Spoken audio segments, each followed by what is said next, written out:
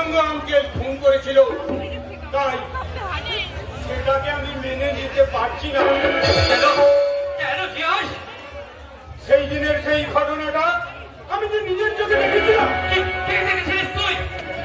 দেখেছিলাম কালো ওভারকোট পরা একটা লোক মায়ের সাথে কথা কাটাকাটি করছিল। সেই সময় টাকা চাইতে মঞ্জুরির কাছে গিয়েছিলাম, আর ওই সময় ধারুরা একটা ছুরি দিয়ে ক্রমাগত আঘাত করছিল মায়ের পেটে, বুকে। আমি রক্তাক্ত মঞ্জুরির মুখ থেকে ছুরিটা টেনে বার করেছিলাম। ওই শয়তানটা আমাকে ধাক্কা মেরে ফেলে দিয়ে ঘর থেকে ছুটে পালিয়ে গিয়েছিল। আমি রক্তাক্ত মঞ্জুরির মুখ থেকে ছুরিটা টেনে বার করেছিলাম। ঠিক ওই সময় পুলিশ আপনাকে অ্যারেস্ট করেছিল, তাই না?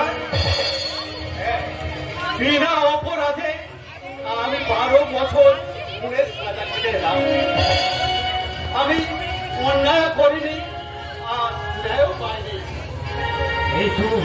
এই তো এদেশের বিচার ব্যবস্থা, এই তো এদেশের প্রশাসন। বড়লোক অপরাধীরা মুখ খুলিয়ে ঘুরে বেড়াচ্ছে, আর গরিবরা বিনা অপরাধে জেল খেটে বেড়াচ্ছে। সত্যি জীবন কি বিচিত্র এই দেশ! যে দেশে পুলিশেরা ঘুষ খায় আর নেতা মন্ত্রী ভগবানের চেয়েও শক্তিশালী হয়, সেই দেশে কত সাধারণ মানুষ বিনা অপরাধে সাজা থাকে, সেটা কেউ কি খেয়াল রাখে? না।